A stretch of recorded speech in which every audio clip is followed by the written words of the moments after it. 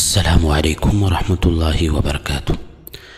تمام تر حمد و ثنا اس ذات لم یزل کے لیے جس نے انسان کو اشرف المخلوقات بنایا، اور تمام تر درود و سلام و ساقائے دو جہاں پر جو جہانوں کے لیے رحمت للعالمین بنا کر بھیجے گئے۔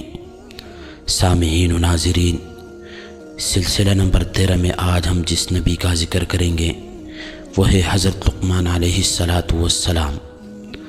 حضرت لقمان علیہ السلام کا نام آپ نے سنا ہوگا۔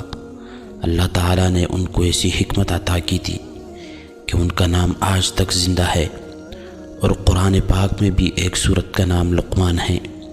اللہ تعالیٰ نے قرآن شریف میں ارشاد فرمایا ہے کہ ہم نے لقمان کو عقل مندی اور کہا کہ حق تعالیٰ کا حق مان، اگر تو اللہ تعالیٰ کا حق مانے گا تو یہ تیرے بھلائی کے لیے ہوگا۔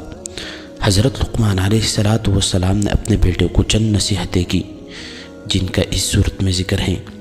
ان نصیحتوں کا مطلب یہ ہے: اے بیٹے، اللہ تعالیٰ کا شریک کسی کو نہ بنانا کہ بڑی ناانصافی ہے۔ ماں باپ کا کہنا ماننا کہ تیری ماں نے تجھ کو پیٹ میں رکھا اور اس کے لیے کتنی تکلیفیں اٹھائیں، پھر 2 برس تک دودھ پلایا۔ ہاں، اگر تمہارے ماں باپ یہ کہیں کہ اللہ کا کسی کو شریک بناؤ تو پھر ان کا کہنا نہ ماننا، لیکن ان کی خدمت پھر بھی کرتے رہنا۔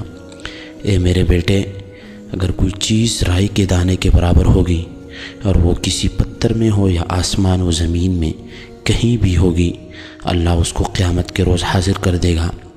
اے میرے بیٹے، نماز پڑھا کر اور بھلی بات سکھا اور برائی سے منع کر، اور جو تجھ پر مصیبت پڑے اس پر صبر کر، بے شک یہ ہمت کے کام ہیں۔ اور لوگوں کی طرف اپنی گال نہ پھیلا اور زمین پر اکڑتا مت چل، یعنی غرور نہ کر۔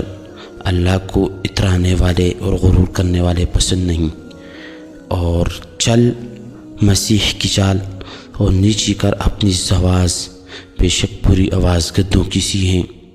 حضرت لقمان علیہ السلام نے اپنے بیٹے کو جو نصیحتیں کی وہ ہم سب کے لیے بھی ہے کہ اللہ کا شریک کسی کو نہ کریں۔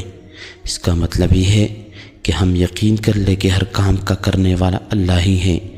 ماں باپ کا کہنا مانیں، اگر ہم ذرا برابر بھی نیکی یا برائی کریں گے تو اللہ تعالیٰ اس کو قیامت کے روز حاضر کر دے گا۔